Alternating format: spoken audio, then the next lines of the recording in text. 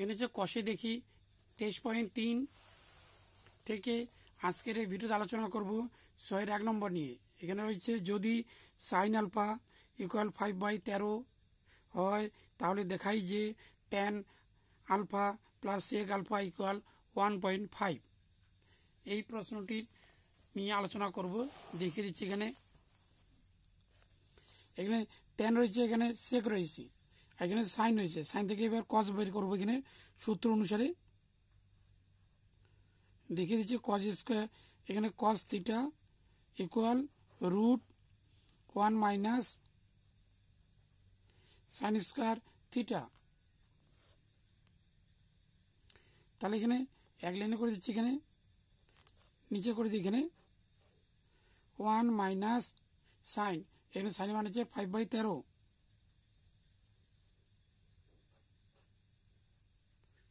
এ whole square. তাহলে দেখি 1 minus এখানে 25, এখানে হচ্ছে 169। তাহলে এখানে হচ্ছে 1, এখানে যদি আমরা লসাগু করি তাহলে 169, তাই ইন্টু করলে 169 মাইনাস হচ্ছে 25। তাহলে এখানে হচ্ছে এখানে বিয়োগ করবে 144 আর নিচে 169, এর বর্গমূল হবে এখানে 12, এখানে হবে 13। তাহলে এখানে কস এর মান বের হলো 12/13।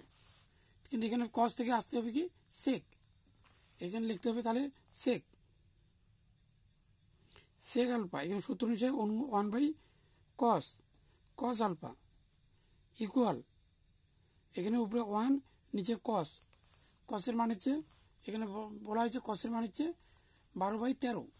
তাহলে এখানে লিখতে হবে 12/13 ইকুয়াল 1 ইন্টু, এখানে উল্টে যাবে, উপরে যাবে 13, নিচে আসবে 12, তাহলে ইকুয়াল 13/12। তাহলে কসের মান হলো, এর সেকের মান বার হলো 12/13। তাহলে এর মানটি বের হয়ে গেলে এবার ট্যান বের করতে হবে। ট্যান বের করতে গেলে এবার লিখতে হবে 2 ভাবে লেখানো যায়। এখানে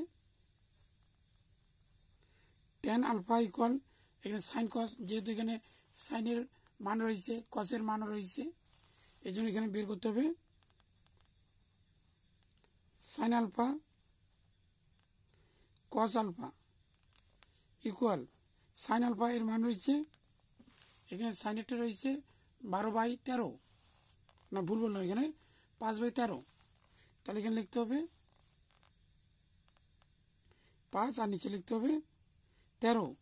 তাহলে লিখে কস, এখানে কসের মানটি বেরিয়েছে 12/13, এখানে লিখতে হবে 12/13 ইকুয়াল এখানে যে 5/13 ইন্টু, এখানে উল্টে যাবে, উপরে যাবে 13 আর নিচে যাবে 12, তো 13 কেটে দিলাম, থাকলো উপরে 5 আর নিচে থাকলো 12।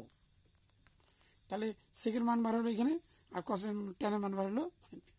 এবার লেখা আছে এখানে tan theta plus sec theta. তাহলে এখানে লিখতে হবে এবার